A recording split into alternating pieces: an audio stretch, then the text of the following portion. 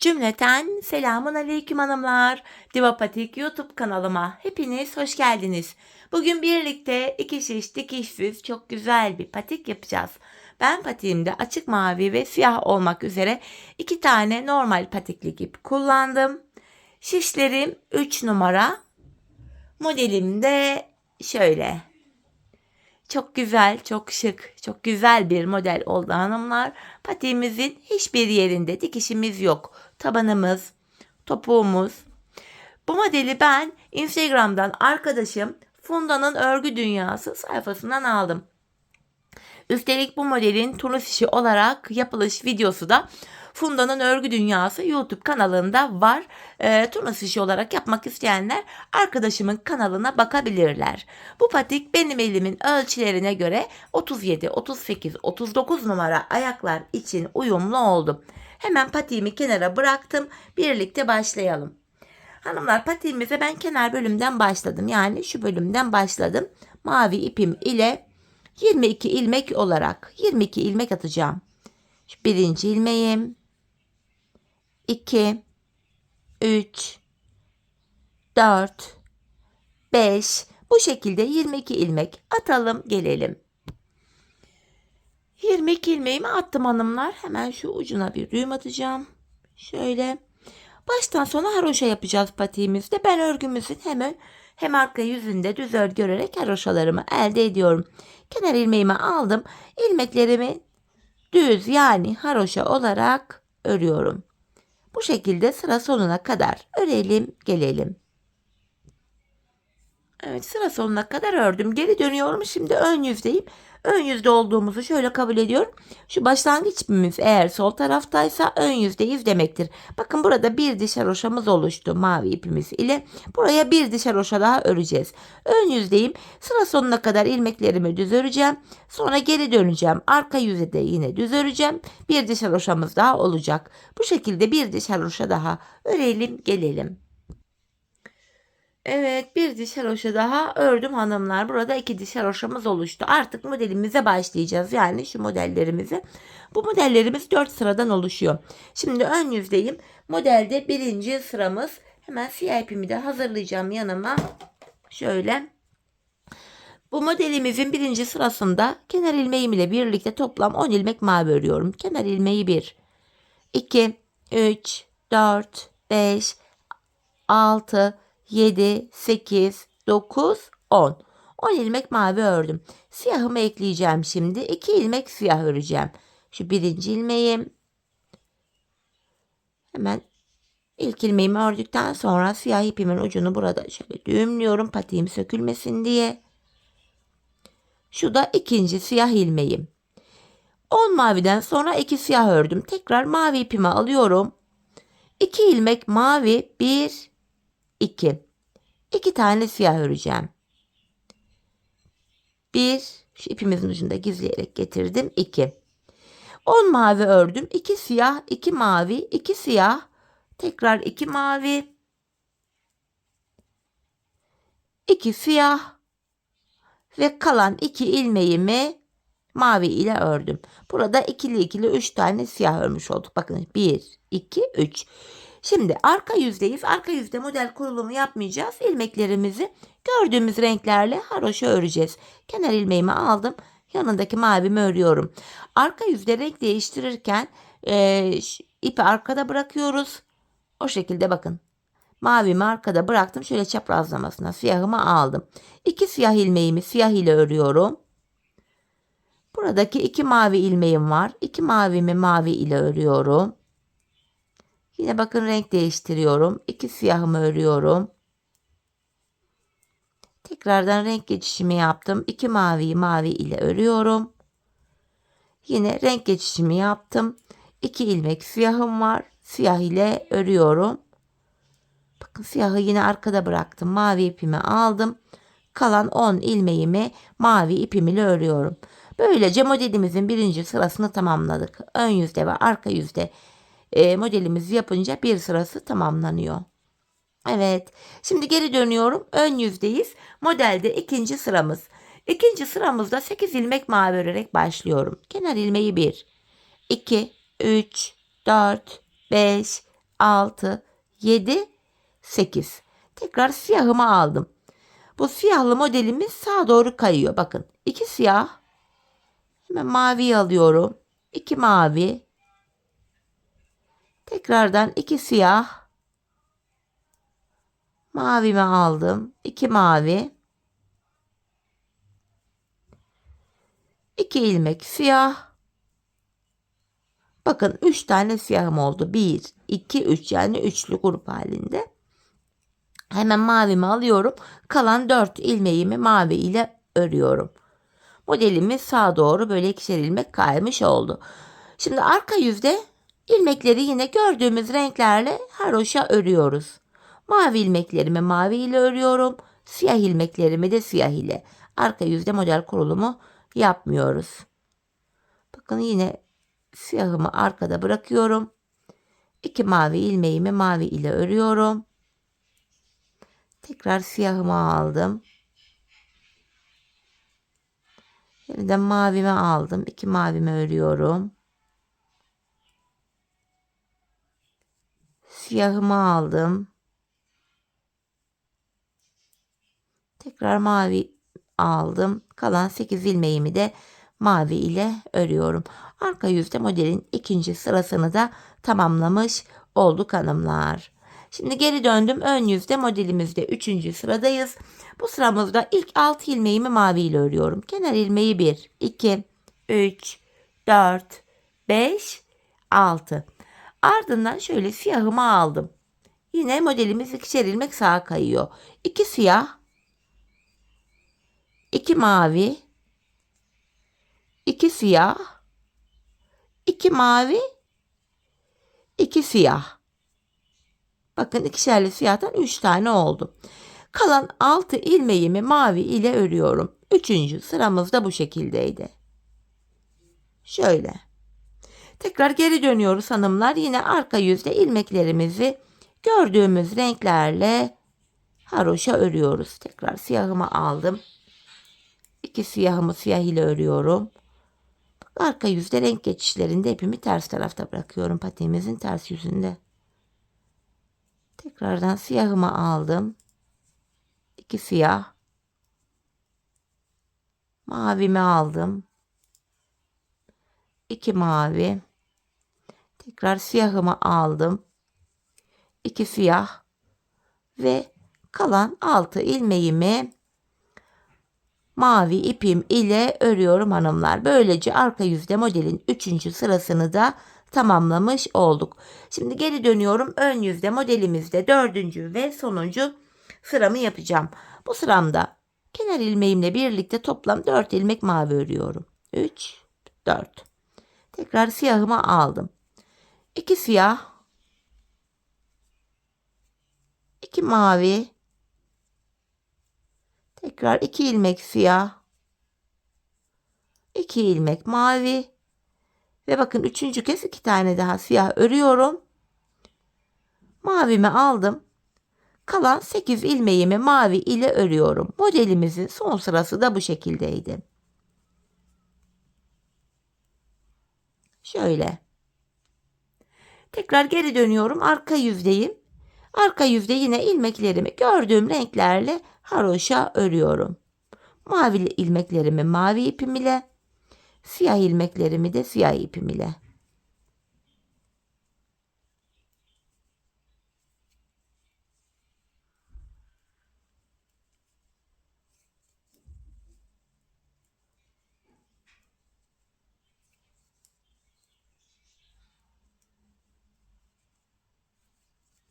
Tekrar 2 siyahımı siyah ile ördüm.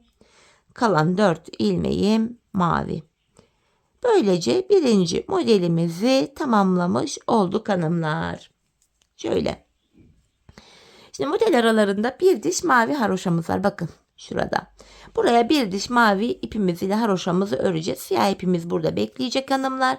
İlmeklerimizin tamamını sıra sonuna kadar mavi ile öreceğiz. Ardından geri döneceğiz. Arka yüzde de yine düz öreceğiz. Bir diş haroşa olacak. Bu şekilde bir diş haroşamızı örelim gelelim. Evet hanımlar, buraya bir diş haroşamı ördüm geldim. Şimdi aynı modeli tekrar edeceğiz. 4 sıradan oluşan modelimizi. Öncelikle ilk modelin birinci sırasında ne yapmıştık? 10 ilmek mavi örmüştük. Bakın 3 ilmek oldu. 4, 5, 6, 7, 8, 9, 10. Siyah ipimi alıyorum. Modelimi yapıyorum. 2 siyah. Mavimi aldım. 2 mavi. 2 ilmek siyah. 2 mavi. Tekrar 2 ilmek siyah ve son 2 ilmeğim mavi. İlk modelde olduğu gibi ikinci modelde de birinci sıramızı yaptık. Geri döneceğiz. Arka yüzde ilmekleri gördüğümüz gibi öreceğiz. Ön yüzde modelin ikinci sırası diye devam edeceğiz. Bu aşamada hanımlar kafanız karışacak olursa videoyu geri alarak ilk modelin sıralamalarını takip ederek diğer modelleri de yapabilirsiniz. İlk modeli yaparken ilmek ilmek sıra sıra tek tek anlattım zaten. Patiğimizin bu kenar bölümüne toplamda aynı modelden 4 tane yapacağız. 1, 2, 3, 4. Şimdi patiğimi ben büyük yapmak istiyorum diyenler varsa, yani 40 numara yapmak istiyorum diyenler varsa, ön bölümde bakın dilimlerimiz var. Ben buraya 4 dilim yaptım. Büyük yapmak isteyenler buraya 5 dilim yapabilirler.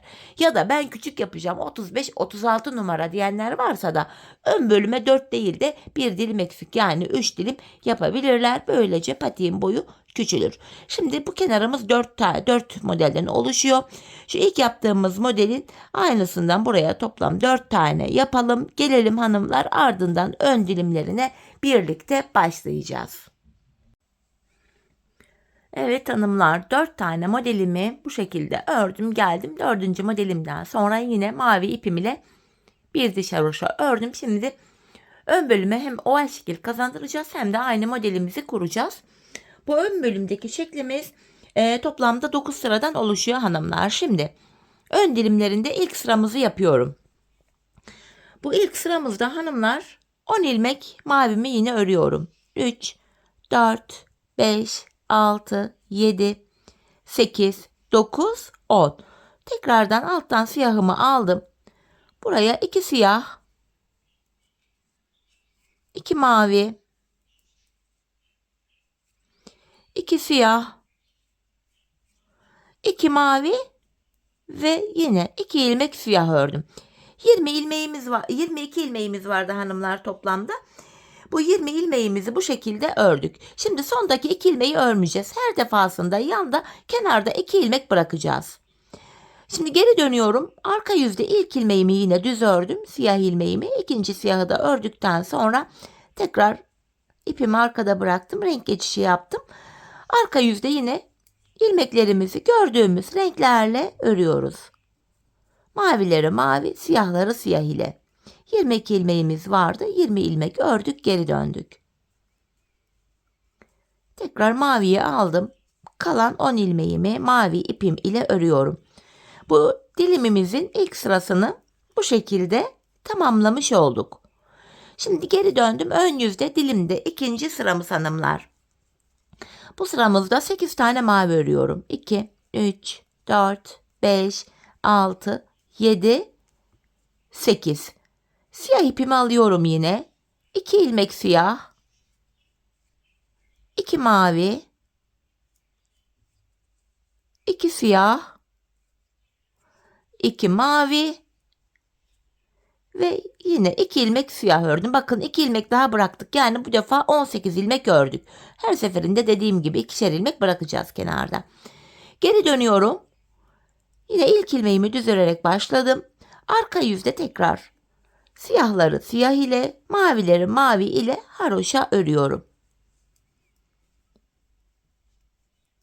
Yine renk geçişimi yaptım. 2 mavi ilmeğimi mavi ile örüyorum. Yine renk geçişimi yaptım. 2 siyahımı siyah ile örüyorum.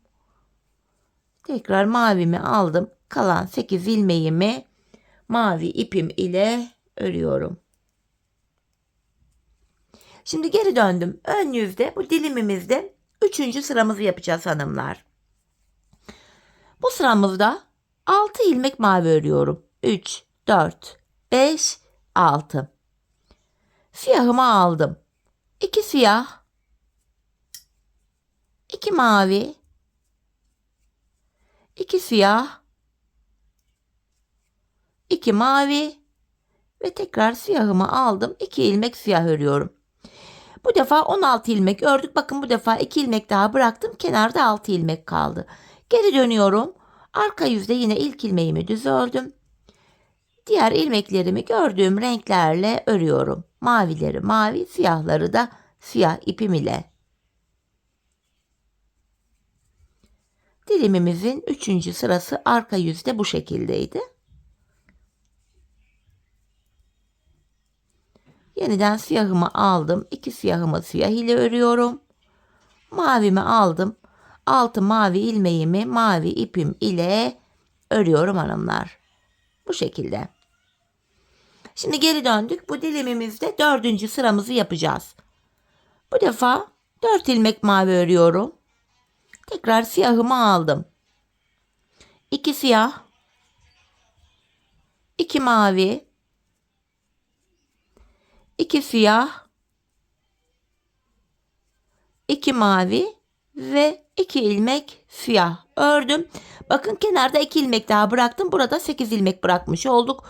Buraya da 14 ilmek ördük hanımlar. 14 ilmek ördüm, geri dönüyorum. Yine arka yüzde siyahları siyah ile örüyorum. Mavileri de mavi ile. Arka yüzde dilimimizin 4. sırası bu şekilde. Hem model kuruyoruz hem de oval şekil oluşturuyoruz. Dilimlerimizi yapıyoruz.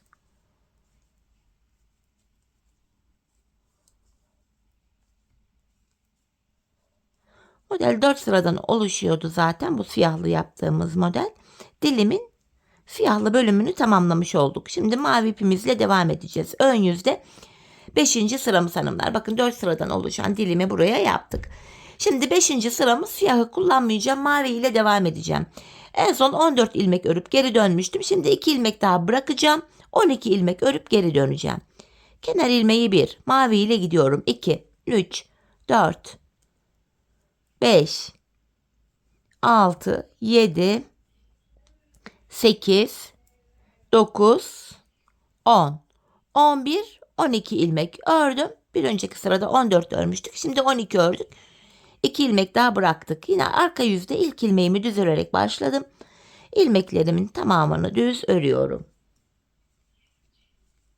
5. sıramız da bu şekildeydi. Şimdi geri döndüm. Ön yüzde 6. sıradayım. 2 ilmek daha bırakacağım. Yani 10 ilmek örüp geri döneceğim. Bakın 4 oldu. 5, 6, 7, 8, 9, 10. Geri dönüyorum. Arka yüzde 10 ilmeğimi düz örüyorum. 6. sıramızı da bu şekilde yaptık hanımlar. Şimdi geri döndüm. Ön yüzde bu dilimimizde 7. sıradayız. Şimdi 2 ilmek daha bırakacağım. Yani 8 ilmek öreceğim. Geri döneceğim. Kenar ilmeği 1, 2, 3, 4, 5, 6, 7, 8. Geri dönüyorum. Arka yüzde yine ilk ilmeğimi düz örerek başladım. Diğerlerini haroşa örüyorum. Tekrar geri döndüm. Ön yüzde dilimimizde 8. sıramız. Kenardaki ilmek daha bırakacağım. Yani buraya 6 ilmek örüp geri döneceğim. 2, 3, 4, 5, 6. Geri dönüyorum. Arka yüzde bu 6 ilmeğimi haroşa örüyorum. Şimdi tekrar ön yüzde dilimimizde 9. ve sonuncu sıradayım. 4 ilmek örüp dönüyorum. 3, 4. Geri döndüm. Arka yüzde 4 ilmeğimi düz örüyorum. Şöyle baktığımızda hanımlar bakın şurada oval bir görüntü oluşmaya başladı şu bölümde. Şimdi ilk dilimimizi bitirdik hanımlar. Dilim aralarına mavi ipimiz ile bir diş haroşa öreceğiz. Yani ilmeklerimin tamamını sıra sonuna kadar mavi ipim ile öreceğim. Bu şekilde hepsini öreceğiz. Dilim aralarında çünkü bir diş haroşamız var. İlk dilimi bitirdik. Şimdi geri dönüyorum. Arka yüzde de yine ilmeklerin tamamını haroşa örüyorum. Böylece bir diş haroşamız oluyor mavi ipimiz ile.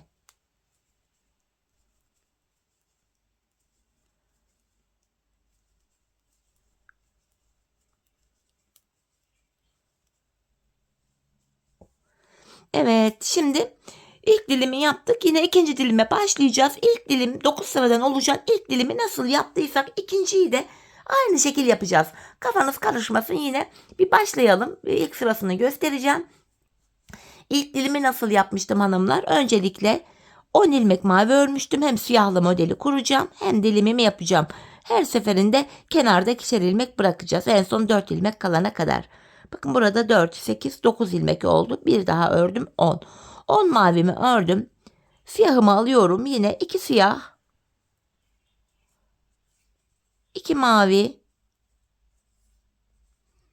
2 siyah, 2 mavi ve 2 siyah. Bakın burada 2 ilmek bıraktım. Yani 20 ilmek ördüm, geri dönüyorum. Arka yüzde tekrar ilmeklerimizi gördüğümüz gibi öreceğiz hanımlar. Ön yüzde dilimin ikinci sırası, üçüncü sırası devamlı böyle gidecek model. Her seferinde şu kenarda 2'şer ilmek bırakacağız. 4 ilmek kalana kadar bu işleme devam edeceğiz. Böylece ikinci dilim de tamamlanmış olacak. Dediğim gibi dilim aralarında birer diş haroşamız var. Araya bir diş haroşayı ördükten sonra üçüncü dilime başlayacağız. Dilimler aynı şekil yapılıyor hanımlar. İlk dilimi nasıl yaptıysak diğer dilimleri de aynı şekilde yapacağız. Evet, sıra sonuna kadar ilmekleri ördüm. Geri döndük, ön yüzde yine dilimlere devam edeceğiz. Ben buraya dediğim gibi 4 tane dilim yaptım. Büyük yapmak isteyenler buraya bir dilim fazla, yani 5 dilim yapacaklar. Daha küçük örmek isteyenler de bir dilim eksik yapabilirler. Ben dediğim gibi 4 dilim yaptım. Şimdi ilk dilimi birlikte yaptık hanımlar. İkinci dilimi de başlattık. Buraya toplamda dilimlerimizi yapalım gelelim hanımlar, ki kafanız karışacak olursa videoyu biraz geri alarak ilk dilimin sıralarını takip ederek diğer dilimlerinizi de rahatça yapabilirsiniz. Çünkü aynı sayılarla aynı şekilde yapılıyor. Hiçbir fark yok. Şimdi patiğimizin bu ön bölümünü de tamamlayalım gelelim hanımlar, ardından buluşalım. Evet hanımlar, patiğimin ön bölümüne bakın, toplamda 1, 2, 3, 4 tane dilimi ördüm geldim. 4. dilimden sonra yine bir diş haroşa ördüm. Patiğimizin şu diğer kenarını yapacağız. Şu ilk kenara 4 tane model yapmıştık. Aynı modeli aynı sayılarla aynı hizada tekrar edeceğiz. Diğer kenarına da 4 tane model yapacağız. Şimdi modelde ilk sıramıza ne yapmıştık? 10 ilmek mavi ördüm. 5, 6, 7, 8, 9, 10. Siyah ipimi alıyorum. 2 siyah, 2 mavi, tekrar 2 ilmek siyah, 2 mavi, 2 siyah ve artık dilim yapmayacağız. İlmekleri sonuna kadar öreceğiz. Son 2 ilmeğimi mavi ile ördüm.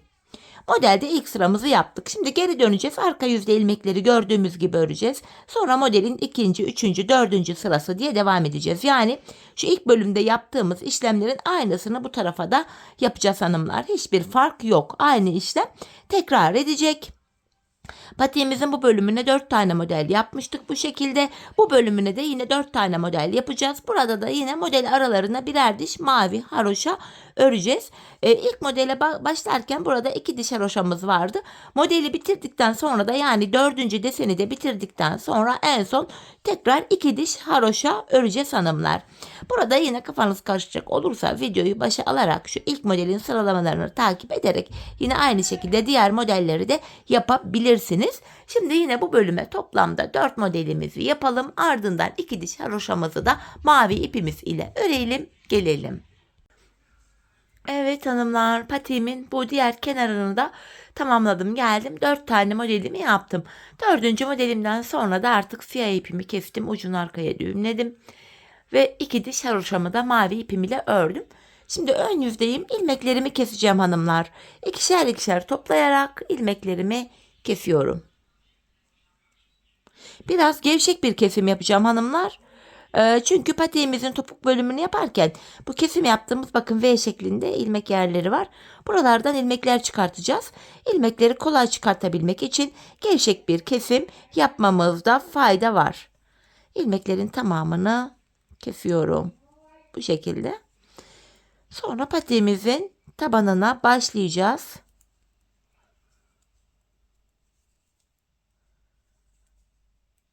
Son bir ilmek kaldı. Onu da kestim. Buraya şöyle 2 tane zincir atıyorum ve ipimi de keseceğim hanımlar.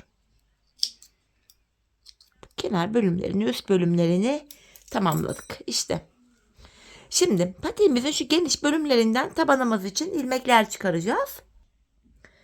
Ben patiğimin hanımlar bu taban bölümünde yine 3 numara 2 şiş kullanacağım. Bir tık daha uzun bir şiş kullanacağım. Kapalı uçlu bir şiş. Şimdi bu geniş bölümlerden ilmekler çıkaracağız. Hemen şu kenar ilmek yerlerine girerek ilmeklerimi çıkaracağım. Bakın ilk kenar ilmek yerine ilmeğin iki kanadına birden girdim. Buradan şöyle ilk ilmeğimi çıkarıyorum. Sırasıyla kenar ilmek yerlerine ilmeğin iki kanadına birden girerek ilmekler çıkartıyoruz. Burada 2 ilmeğim oldu. Şöyle 2 düğümümü attım. Devam ediyorum. Bakın. Şu 3. ilmeğim. Şu 4. ilmeğim. 5, 6, 7, 8, 9, 10, 11, 12. Bu şekilde ilmekler çıkaracağız. Bu uçtan bakın şu diğer uca gelene kadar. Ben bu şekilde buradan buraya 83 ilmek çıkarttım. Siz şu ön bölümdeki dilimleri benden fazla yaptıysanız ilmek sayınız fazla olacaktır. Eksik yaptıysanız ilmek sayınız 83'ten daha az olacaktır. Bu sayılarla bu şekilde ben bu uçtan bu uca 83 ilmek çıkarttım. Şimdi diğer uca kadar ilmeklerimizi çıkartalım, gelelim. Evet, bu uca kadar ilmeklerimi çıkarttım, geldim hanımlar. 83 ilmeğim var. Şimdi geri dönüyorum, arka yüzdeyim. Kenar ilmeğimi alıyorum. İlmeklerimin tamamını sıra sonuna kadar yine haroşa olarak örüyorum. Yani düz olarak. Bu şekilde sıra sonuna kadar ilmeklerimizi örelim, gelelim. Evet, sıra sonuna kadar ilmeklerimi ördüm. Şimdi burundan başlayarak tabanımızı yapacağız. İlmek sayımız kaç olursa olsun ayrım şöyle yapılacak. Hanımlar, benim 83 ilmeğim var. Farzı misal sizin 91 ilmeğiniz olabilir örneğin. Örnek vererek konuşuyorum. Buruna 7 ilmek ayıracağız. Ben 83'ten 7'yi çıkartıyorum. Geriye 76 ilmeğim kalıyor. 76 ilmeği de iki yana eşit paylaştırınca yanlara 38'er ilmeğim düşüyor. Yanlara 38'er düşüyor. Atıyorum sizin 91 ilmeğiniz var. 91'den 7'yi çıkaracaksınız. Geriye 84 ilmeğiniz kalır. 84'ü de iki yana paylaştırınca 42'şer ilmek düşer. Hesaplama böyle yapılacak. Öncelikle tabanımı yapabilmek için bu ilk kenardaki 38 ilmeğimizi öreceğim. Şu ikinci ilmeğim 3, 4, 5, 6, 7, 8. Bu şekilde şu kenarımıza benim 38 ilmeğim var çünkü 38 ilmeğimi örüp geliyorum. Evet, buraya 38 ilmeğimi ördüm.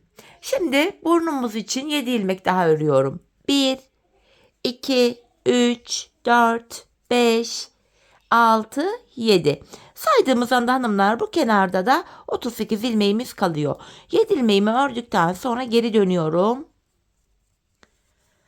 Şimdi ipim karşıda, ilk ilmeğimi örmeden aldım. Taban bölümde ipimiz hep karşıda olacak ve ilk ilmeği örmeden alacağız. Şu ikinci ilmeğimi örüyorum. 3, 4, 5, 6, 7.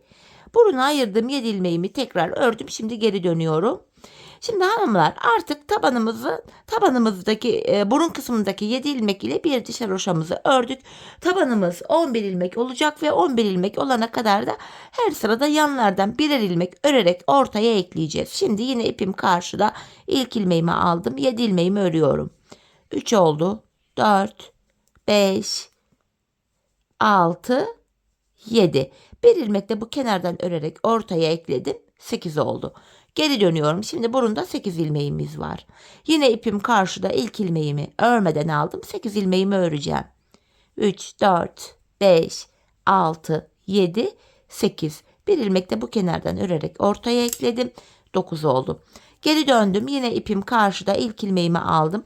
9 ilmeğimi öreceğim. 4, 5, 6, 7, 8, 9. Bir ilmek de şu kenardan örerek ortaya ekledim. 10 oldu. Geri dönüyorum. Yine ipim karşıda, ilk ilmeğimi örmeden aldım. 10 ilmeğimi örüyorum. 5, 6, 7, 8, 9, 10. Bir ilmek de bu kenardan örerek ortaya ekledim. 11 oldu. Şimdi tabanımız 11 ilmek. 11 ilmek ile kesimlerimizi yapacağız hanımlar. 10 ilmeğimi öreceğim. 11. de kesimi yapacağım artık. İpim karşıda, ilk ilmeğimi aldım. 2, 3, 4, 5, 6, 7, 8, 9, 10 ilmeğimi ördüm. 11. ilmekte yanındaki ilmeği de alıyorum. İkisini bir keserek ördüm. Kesimden sonra geri dönüyorum. Yine aynı işlemi yapacağım. 10 ilmek örüp 11. de kesimi yapacağım. İpim karşıda, yine ilk ilmeğimi örmeden aldım. 2, 3, 4, 5, 6, 7, 8, 9, 10 ilmek ördüm. 11. de kenardan da bir ilmek alıp ikisini kesiyorum. Tekrar geri döndüm. Aynı işlemi yapıyorum. İlk ilmeğimi aldım. 2, 3, 4, 5, 6, 7, 8, 9, 10. 11. ilmekte kenardan da bir ilmek alıp ikisini kesiyorum. Tabanımız 11 ilmek ile bu şekilde örülecek hanımlar. Biz bu kesme işlemine sağ ve sol şişimizde yanlarda ikişer ilmek kalana kadar devam edeceğiz. Şimdi hep birlikte tabanımızı bu şekilde 11 ilmek olarak örelim gelelim. Evet hanımlar, yanlarda ikişer ilmeğim kalana kadar tabanımızı 11 ilmek olarak ördüm geldim. Şimdi kesimlere devam edeceğiz. Yine ipim karşıda, ilk ilmeğimi örmeden aldım. Yine 10 ilmeğimi öreceğim. 11. ilmekte kesimimi yapacağım. Bu şekilde bakın 10 ilmeğimi ördüm. 11. ilmeği örerken yandan da bir ilmek alıp ikisini kesiyorum. Bu kenarda bir ilmeğimiz kaldı. Tekrar geri döndüm. Yine ipim karşıda, ilk ilmeğimi örmeden alıyorum. Şimdi önceki 2 ilmeğimi de kesiyorum. Bakın şöyle. Tekrar bir kesim yaptım. Tekrar şu son 2 ilmek hariç tabanımda 3 ilmek kalana kadar öreceğim. Bakın burada 3 ilmek kaldı. Yine öndeki 2 ilmeği kesiyorum. Sonuncu ilmeği örerken kenardan da bir ilmek alıp ikisini bir ördüm. Tekrar geri dönüyorum. Bakın yanlarda birer ilmeğimiz kaldı. Yine ipim karşıda, ilk ilmeği örmeden aldım. Şimdi son 2 ilmek kalana kadar örüyorum. Son 2 ilmeğimi kestim. Artık burada ilmeğimiz kalmadı. Tekrar geri dönüyorum. Yine ilk ilmeğimi örmeden aldım. Öndeki 2 ilmeği keserek örüyorum. Tekrar şu son 1 ilmek hariç tabanda 3 kalana kadar örüyorum. Bakın tabanda son 3 ilmek kaldı. Öndeki 2 ilmeği kestim. Bu sonuncu ilmeği örerken yandakini de alıyorum. Yandaki ilmeği ikisini bir keserek ördüm. Şimdi burada 7 ilmek kaldı. Bu 7 ilmek ile patiğimizin arka bölümünü yapacağız. Yine haroşaya devam ediyorum. İpim karşıda, ilk ilmeğimi örmeden aldım. Son 2 ilmeğim kalana kadar ördüm. Son 2 ilmeğimi kesiyorum. Hemen şuradaki bakın, ilk kenar ilmek yerine ilmeğin 2 kanadına birden girerek bakın hemen şurada. Buradan ilmeğimi çıkartıyorum. Tekrar 7 ilmeğimiz oldu. Bu şekilde hem patiğimizin arkasını örmüş oluyoruz hem de arka bölüm kenarlara eklenmiş oluyor. Tekrar geri döndüm. Yine ip karşıda, ilk ilmeğimi aldım. Son 2 ilmek kalana kadar örüyorum. Son 2 ilmeğimi kestim. Geri dönüyorum. Bu sağ kenarda ön yüzde ilmek çıkaracağım. Hemen şuradaki ilk kenar ilmek yerine girerek buradan da ilmeğimi çıkarttım. Patiğimizin arkası böyle yapılıyor. Son 2 ilmek kalana kadar örüyoruz. Son 2 ilmeğimizi kesiyoruz ve bir sonraki kenar ilmek yerine girerek ilmek çıkartıyoruz. Geri döndüm. Yine ilk ilmeğimi aldım. Son 2 ilmek kalana kadar örüyorum. Son 2 ilmeğimi kestim. Şu sağ kenarda geri döndüm. Ön yüzde ilmek çıkaracağım. Bakın bir sonraki kenar ilmek yerine ilmeğin 2 kanadına birden girerek ilmeğimi çıkartıyorum. Patiğimizin arkasını böyle yapacağız. Biz bu işleme şu uçlara gelene kadar, yani son kenar ilmek yerlerine gelene kadar devam edeceğiz. Şimdi patiğimizin arka bölümünü örelim gelelim. Evet hanımlar, son kenar ilmek yerlerine gelene kadar patiğimizin arka bölümünü ördüm. Şimdi ilmeklerimi artık ön yüzdeyim. İkişer ikişer keseceğim. Kesme işlemini yapıyorum. Kenarımızdan kalma ipin ucu vardı. Onu da gizleyerek şöyle getiriyorum.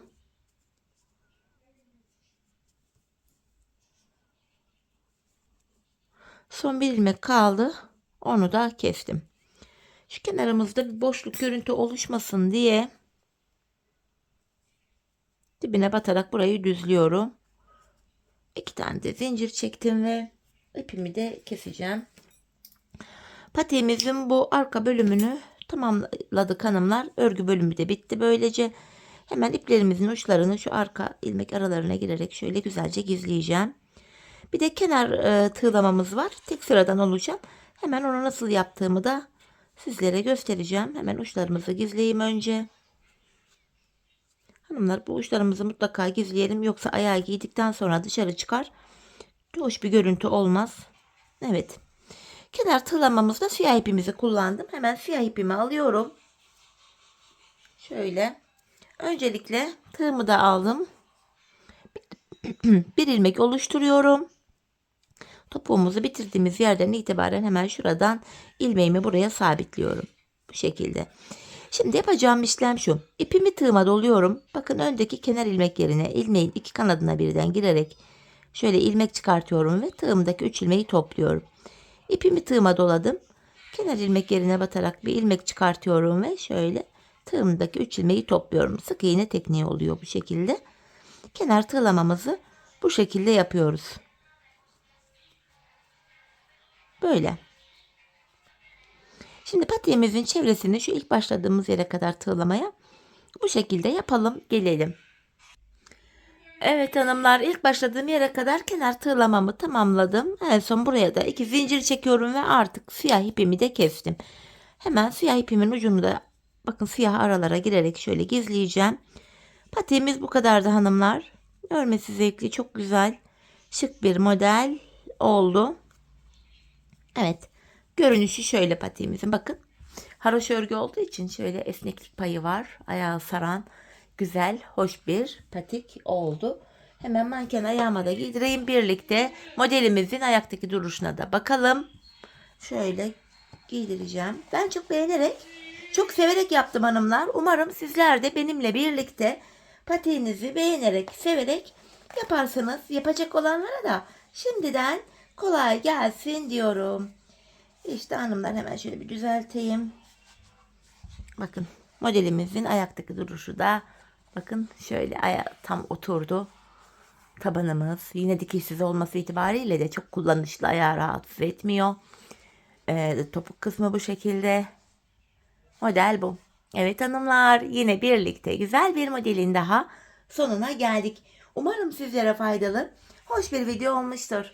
Yeni modellerde, yeni videolarda buluşmak dileğiyle. Şimdilik hoşça kalın, sağlıcakla kalın.